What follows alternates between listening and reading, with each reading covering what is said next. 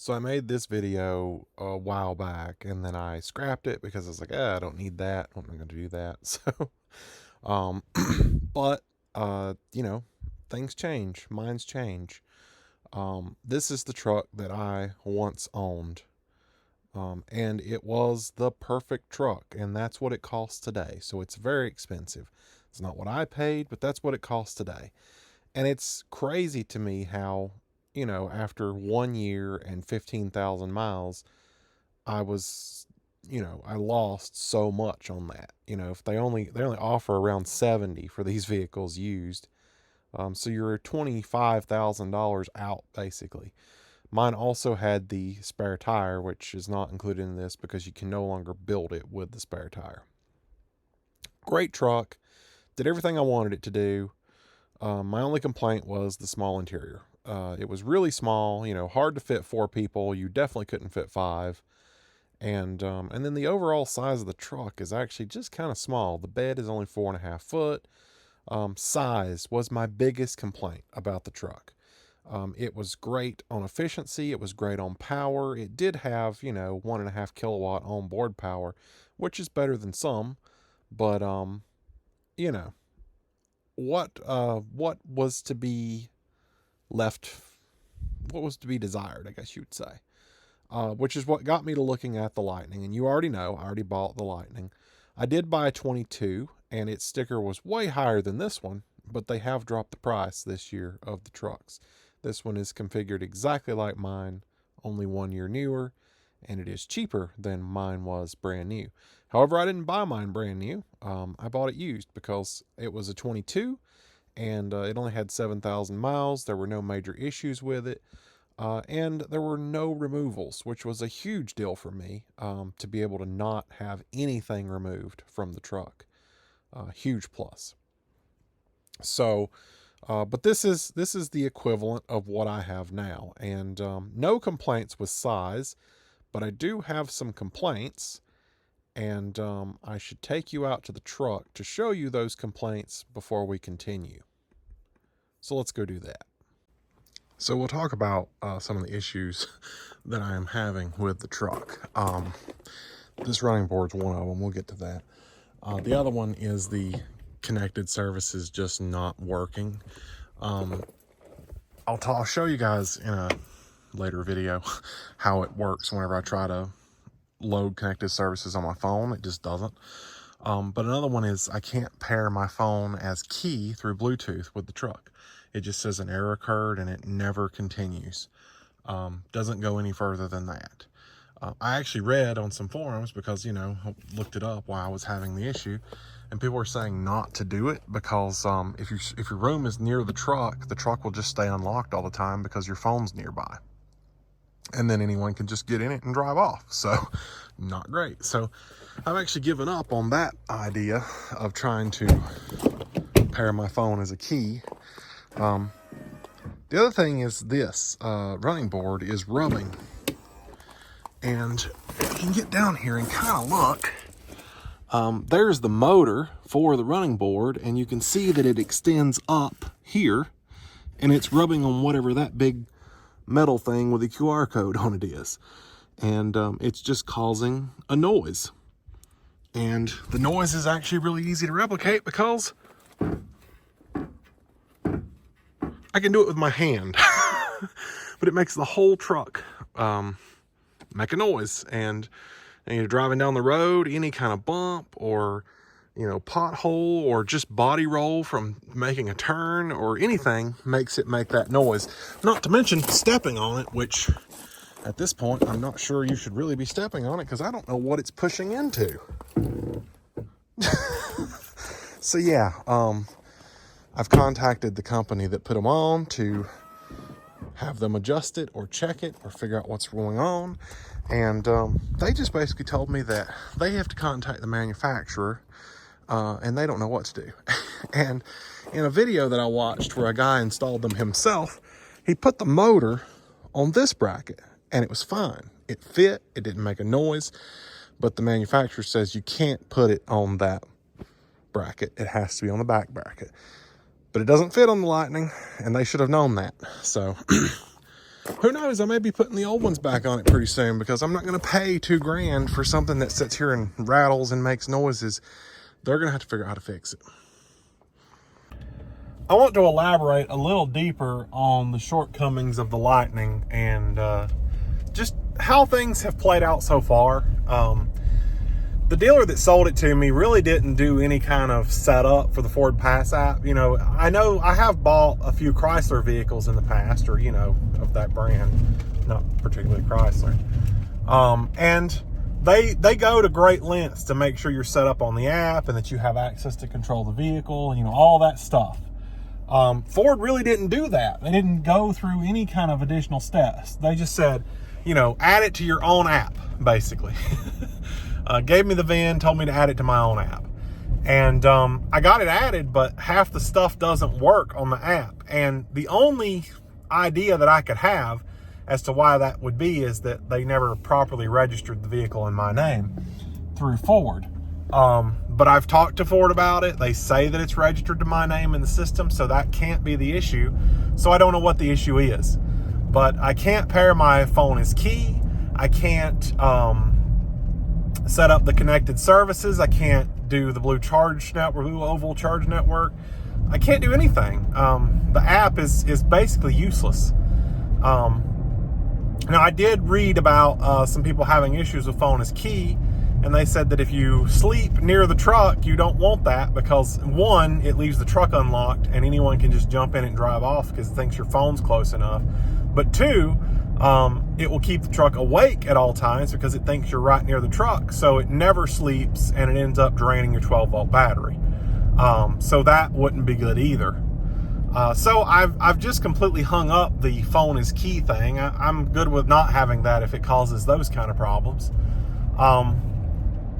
So yeah, and then not to mention, this is really more of a shortcoming on the dealer. I still don't have a license plate for the truck. And I have a license plate that I wanted to transfer to the truck from my Rivian, but they said they couldn't do that. So I don't know why they can't do that. But they said that they would register the truck, but not get me a license plate. And once they send me registration for the truck, I can then go have the plate moved to the truck. I've never heard of that ever. I've never even heard of that process. Usually when you buy a car, you want to transfer your plate, the dealer does the paperwork, you put the new plate or you put the old plate on the new vehicle that day and you drive away. I still am not allowed to put the old plate on my new truck because it's still not set up. And I don't understand why not. I did get contacted by the DMV that the paperwork was filed wrong, and now I owe a $50 fine for canceling insurance on my old truck because it didn't get transferred to my new truck. And it's like, well, that's on the dealer, that's not me. So, yeah, this is a mess. It has been since the day I bought the truck. I don't know if the dealer just has no clue what they're doing or what's going on. Maybe they didn't have the title to the truck yet and they were just trying to hurry and sell it. Now they can't register it because they don't have the title. I really don't know. I don't know what the deal is, and I'm driving around on a temporary plate, which luckily isn't dead yet. But I would have expected it to be taken care of by now. And I guess that's not really the truck's fault, but it's just one more thing to add to making me not like this truck so much. So, as you can see, I'm driving the Rivian today because I would rather drive the Rivian. It has its own small issues that may not even be issues. We can talk about those in another video. I guess at the end of the day, my concern is I have this attitude of if I'm going to pay a ton of money for something, it needs to be right. It needs to be perfect. And I can overlook a few things, one or two things here or there that are issues that, can be fixed at a later date. That's fine as long as they're fixed. When I bought this Rivian, it had a rattle in the dash and I was like, that's majorly annoying, but as long as you fix it, we're good. And they came to my house and they fixed it and it wasn't an issue. But whenever a car has a lot of little problems that add up to be a really big annoyance to me, that's when I have an issue with it. I have an issue with paying a ton of money for a car that has problems, rattles and squeaks and just problems. And that's kind of where we're at right now. I'm really annoyed. I'm to the point where I'm annoyed now with all the little things wrong with the Lightning that, I mean, half of them can't even seem to get fixed. No one seems to know anything about what they're doing or how to fix it. All right, so let's continue where we were at here. Rivian is completely out of the picture because it's gone. I traded it. I've talked to the guy who bought it. He's enjoying it. Honestly, I don't think I'd want it back anyway because it did have some damage on it, and that was a huge thing for me. Like, I don't want a vehicle with damage on it. Just don't like it. So this is what I have now, and although something doesn't look right here. This bumper looks weird. Mine doesn't look like that. Anyway, maybe it's just because the lighting is really messed up. You can go up here and actually change the color, and it'd probably look right. Yeah, that looks better. So it's the lighting. Anyway, mine did not come with the factory running boards. I actually had those put on aftermarket. As you know, I said in the other video, it wasn't have issues with that, but that's a different story. Not really related to the truck, but it's just another issue that I have on the truck. So, the factory running boards are only $200 and some, and the aftermarket are $2,000. And yeah, the truck did come with the Tef bed spray-in bed liner by Ford. I've heard several people say don't buy it through Ford because they just cheaply put it on. They don't, they don't take the time to make it right. They just put it on there. Honestly, no issues with mine, so I can't really complain. But whatever. All the features, most of this is just standard. None of this is like extra. Does have the onboard scales, does have 9.6 kilowatt onboard power. So usability of the truck itself to me is great. I like it. I think it serves a great purpose for what it's worth. But there are a lot of shortcomings with this truck, and I knew that software was going to be a shortcoming. I knew that was going to be an issue. But I didn't realize how much of an issue it was going to be until I bought the truck and realized I can't do anything. So today, Ford announced that they're going to provide the free charging adapter to plug into Tesla superchargers. The problem with that is you will need to set up the Blue Oval Charge Network, which still doesn't work for me. Not happy with that. Let's actually go over here. I wasn't planning on this, so may show some personal information. May have to cut this out. Who knows?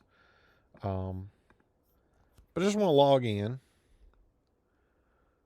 Okay. And we'll go to my vehicle dashboard. So you have to set up the Blue Oval Charge Network by going to connected services. There's no way around it. So to get to connected services, we'll go all the way to the right and we'll hit view your subscriptions. And this is what happens every single time.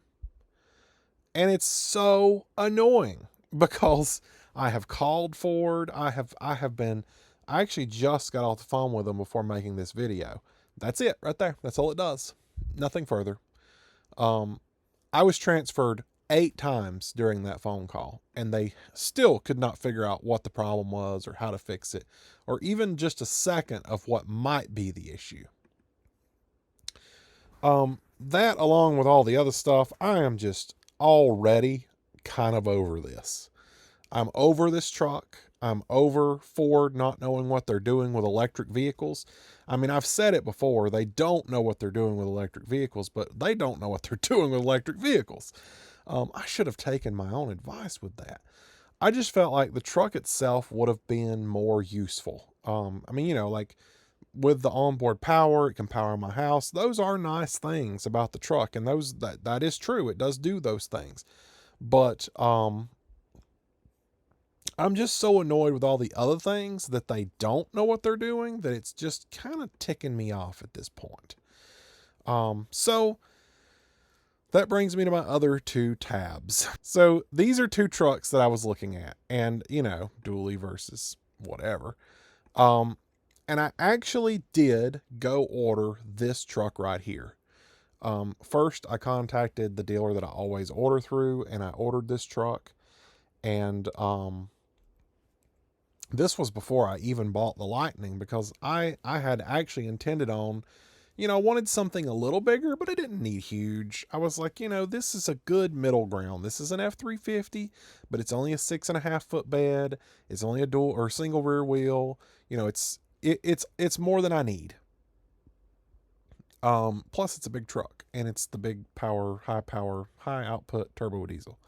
I liked it, and I ordered it, and I talked to my dealer, and I was like, what can you do for me on the price? 1028. And they said nothing. And I was like, really? That's interesting. I mean, I've given you guys hundreds of thousands of dollars, and you can't do anything on that price for me? Cool. I'll go to another dealer. So I went to another dealer and told them, hey, I qualify for X Plan. I can't get any other dealer to honor X Plan on this truck. So really, I'm just looking for a dealer that will honor my X Plan. And he's like, yeah, we'll do it.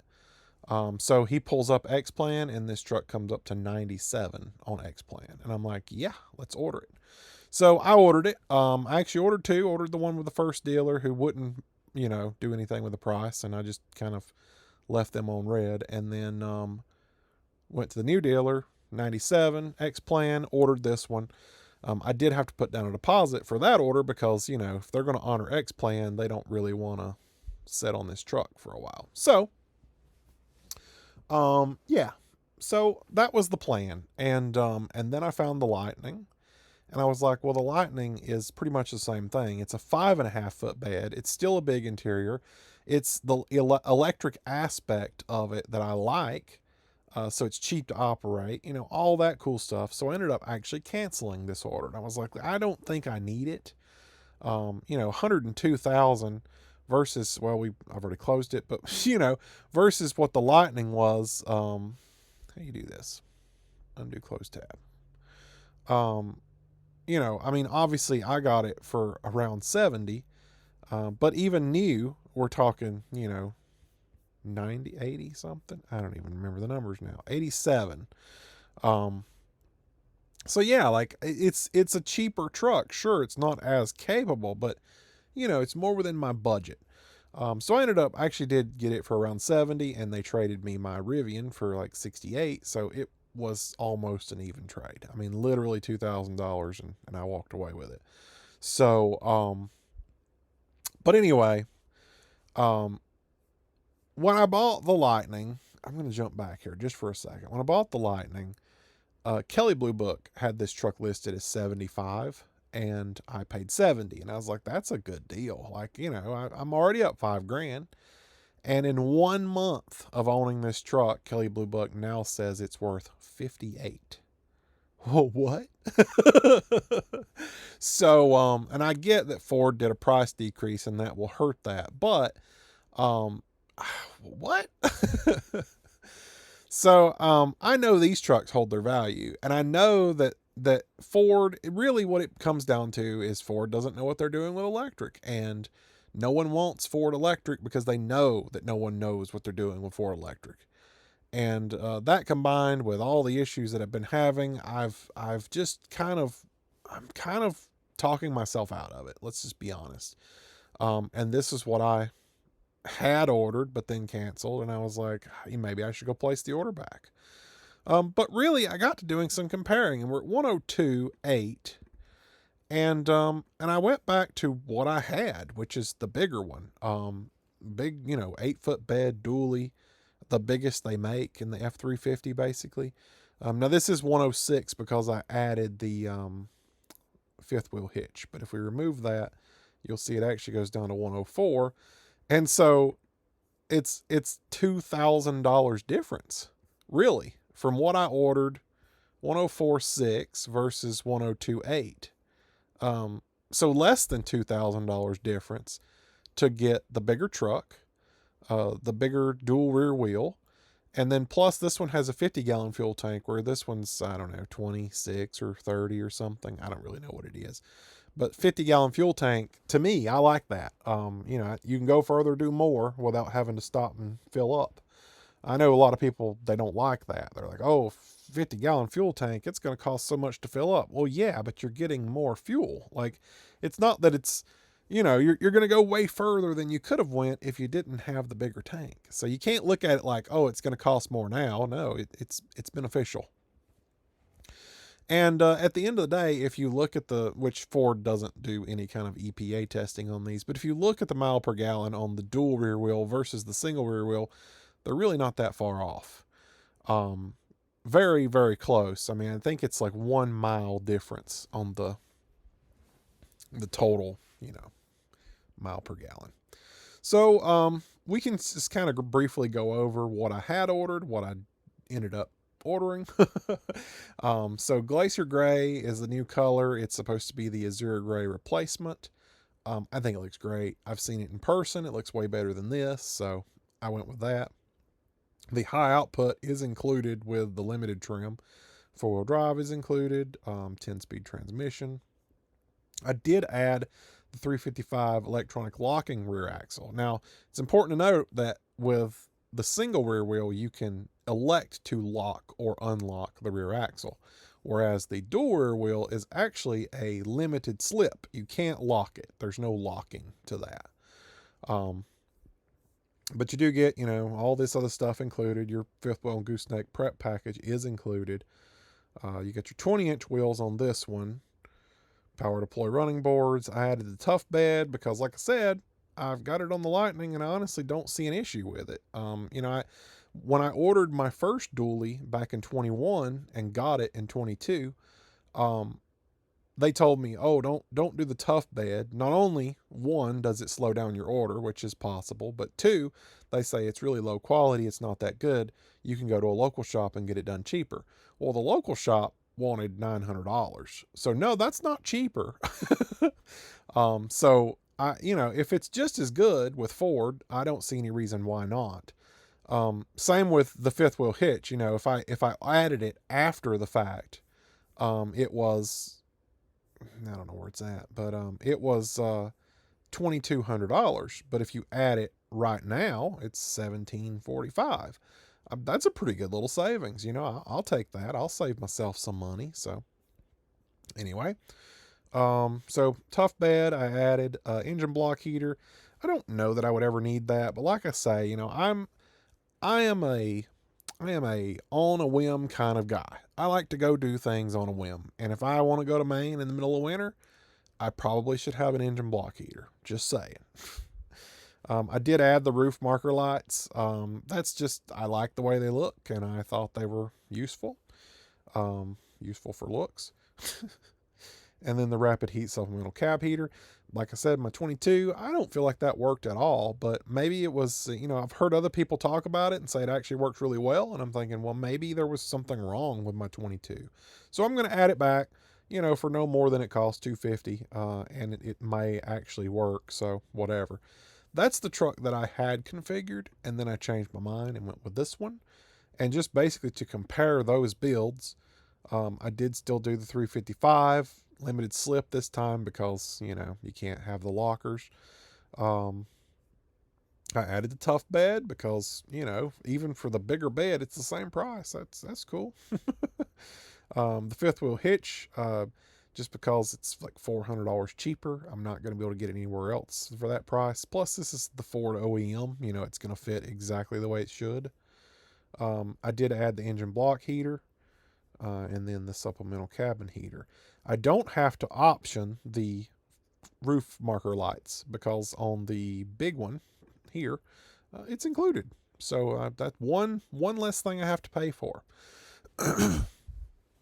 I was given a price of $101 with X Plan, which that's still high. And why did I open that? It's a nervous habit, when you look down and you see a little bubble, you got to click it. That's my thing. Anyway, 101, it's still very expensive, and I probably won't get but about half of that in trade value off of my Lightning. But I know that this is going to hold its value. I know that I could drive it to the dealer down the street and probably sell it for 110. Not that I would, but I could. I did it again. Anyway, Not that I could, not that I would, but I definitely could. And I, you know, I'm probably not going to. But I goals for this one. I do already have the letters that go on the hood. I don't have a good picture of the hood, so that's cool. But yeah, the little letters like I had on my other one that go here where it says Super Duty. I've already got those, so I'll be putting those on it. I intend on buying the onboard air system, train horn, all that, and putting on it again. I'm gonna try to get someone else to install it this time because the guys that did it last time did not do a very good job, and I was not happy. Um, that was actually one of my arguments as to why didn't need that truck. And why I ended up selling it because I was not happy at all with the way that that system worked or didn't work. Um, so yeah, they did wire it the way I wanted it wired, but the whole system just leaked like crazy, and the pumps just ran all the time. And it's like, okay, that's not at all how it's supposed to work. I would really like to have a system that is tight and doesn't run. If it kicks on once a day, I'd be happy. I'd be super happy with that. Running those pumps all the time is only going to prematurely wear them out, and they're not designed to do that. So you do get the new interior. I am not super crazy about this boxy looking dash that they're doing now, but that's something I can get used to, I guess. I do like the new steering wheel, which is the same as my Lightning steering wheel now. I wish they didn't have column shifters. I wish it was down here like in the Lightning, but tomato, tomato. Just got to do what you got to do. But honestly, I'm super excited to get back into diesel. I understand, that it's going to be way more expensive than what I'm driving now as far as like fueling it. But there are benefits to having a diesel truck. If I want to just go somewhere, I can just go somewhere, and I don't have to think about adding 5 or 6 hours to my trip for charging. It's never that bad. I shouldn't even exaggerate. 1 to 2 hours to my trip for charging, because I can just go, and if I need to stop for 5 minutes and fuel up, I can. And really, ultimately, what brings me back to these trucks every single time is the idea that I may eventually get a fifth wheel camper. I've talked about it for years. I've looked at them for a long time, and prices are finally starting to come back down. And now I'm like, well, I don't even have a truck to tow it with. Like if I went and bought one, I don't even have the truck to tow it. You can go over here to RV Trader, and what I really, really want is the 390 DS. And if we search, these brand new, a couple years ago, were $69,000. And during COVID, they upped them to $120,000, brand new MSRP. And now they're finally coming back down. I mean, here's a used one for 59, and I feel like that's reasonable. Plus, they're negotiable. Um, that is the cheapest one right there. But I feel like that we're getting more realistic on our pricing here, and I would prefer a residential fridge, so probably wouldn't buy this one. But it's all the same. They're really nice interiors. I've been in them and I really liked them. What in the world was that? Oh, that's your closet in the front. Um, but yeah, so the possibility is there. Um, but I don't have a truck. So it's not really possible right now. Like I couldn't even go look at this because how would I get it home? Let's go back. There might be one with a floor plan here just to show you. So this is what it looks like. It is a 2-bedroom, full 2-bedroom, 2-bath deal. And I felt like that would be perfect. My mom is not a huge traveler. She doesn't like to travel. But I feel like if we had our house behind us, we all had our own private spaces, our own rooms, we'd probably be more out to do it. And I could go buy it from a dealer here for $98 more. So I'd probably do that just because, you're getting it from someone who is going to stand behind it and whatever. So yeah, those are just thoughts. Who knows? Who knows what I'll end up doing? I mean, I'm going to take a pretty big hit on this truck when I sell it. So that's going to suck. And I've got to figure out, how I'm going to do that and pay for the difference. I've got plans, like I say, I've got my land for sale, and that was kind of the plan to pay for these trucks just outright. But you know, things change, and bills tend to pile up when you don't have a whole lot of money flowing, and so when that land sells, most of it's going to go toward my bills to just get me completely out of debt, and then what's left probably won't pay for this truck in cash. But at that point, I'll have all my debts paid off. A little loan would not matter. Um, Another possibility, and I wasn't even going to mention this, but let's just throw it out there. If I trade the Lightning today, it's probably worth about 55, 60, depending on what dealer I take it to. If I try hard enough, I can probably get about 60. I'm going to take a $10,000 loss on this truck. That's where we're at. I already know that. The plan when the land sells was to pay the truck off, so it'll be paid for. It won't really matter. I'll go sell it and get the money. Who cares? Bob's your uncle. Um, Option number two is that I could go sell my R1S. Now I understand. I like my R1S way better than I do my F-150. But with the cost, with what I could get out of the R1S, about 80,000, it would almost pay for this truck. I mean, just done, just paid for. So yeah, um, that's an option. I, I don't need two trucks, and I'm not as happy with the Lightning as I am the R1S, so I definitely wouldn't be happy about it. But financially, it may be a better call. Just throwing that out there. We got plenty of time to think about all that and how we want to do it. There's no telling when Ford will actually build this truck. I'm expecting October, November, maybe even next year sometime.